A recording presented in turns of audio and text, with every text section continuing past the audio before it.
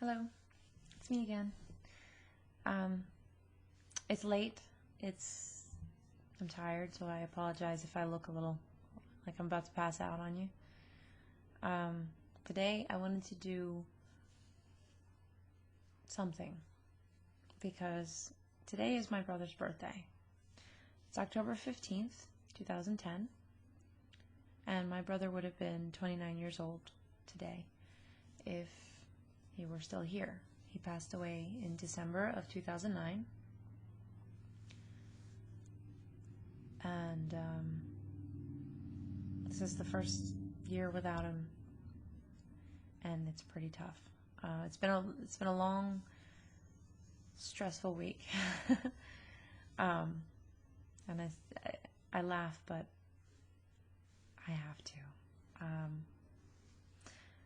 So instead of sitting here umming and playing with this string, I'm going to talk.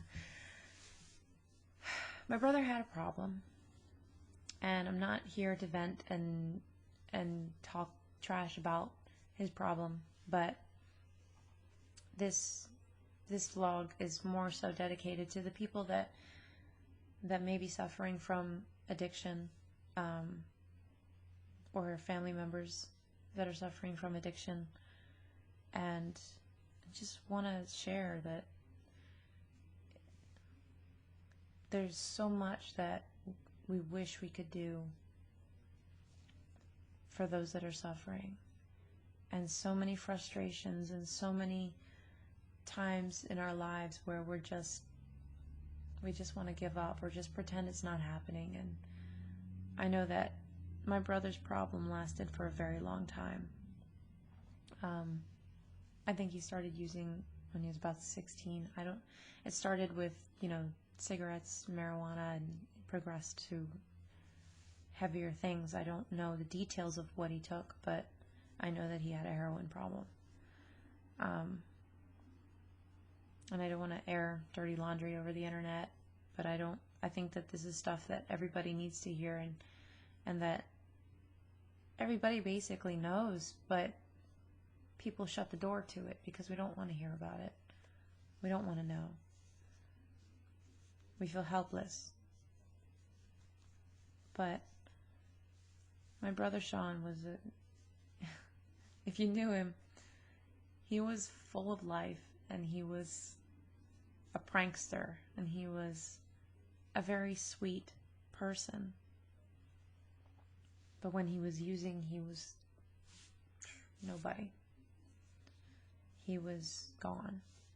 I remember seeing him when he was using, and it depended on, I guess, what he was on, because sometimes it was like he was manic, like just crazy, and sometimes it was like he was half dead and scary. It was very scary, and I know that for myself, I couldn't face it.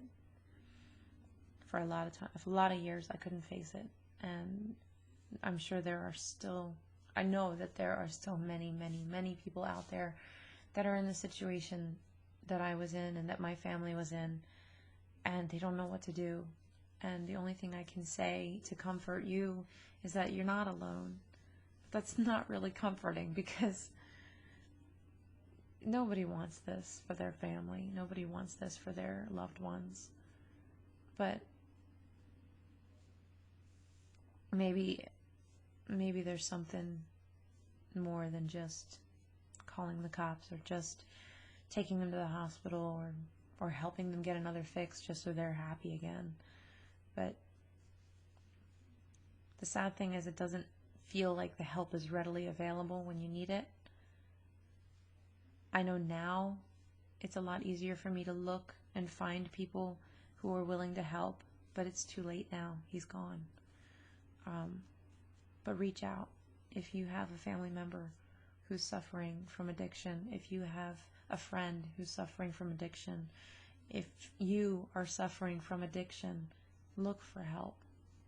It's out there. You just have to look really hard, and don't brush it under the rug. I think we got used to his problem.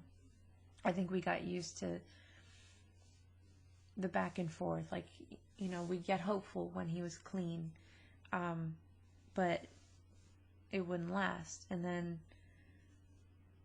there'd be panic, and then there would be complacency. I don't know if that's a word. But that was the pattern, and we got used to it. And then one day he was just gone.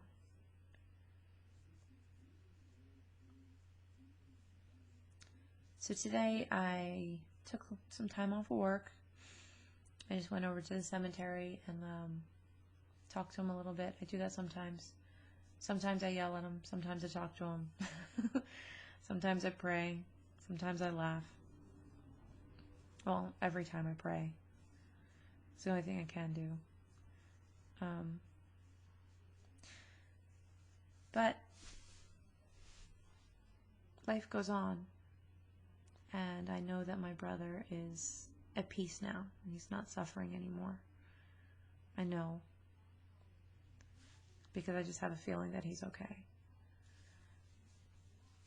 And I know that he's with us, and he's with his sons, and he's with his daughter. And that he loves everyone.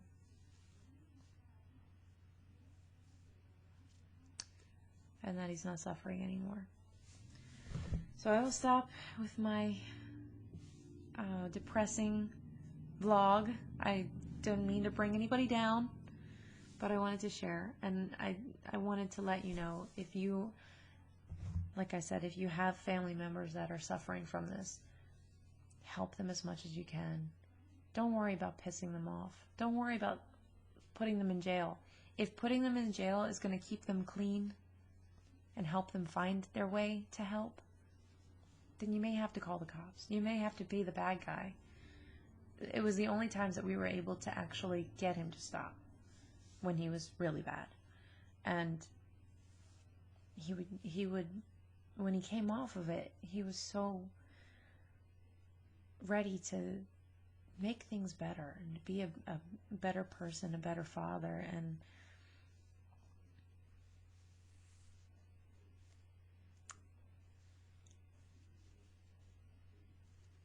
all right, I'm gonna go. Love you. Bye. Come live in the light. Shine with the joy of the love of the Lord. We are called to be light for the kingdom, to live in the freedom of the city of God.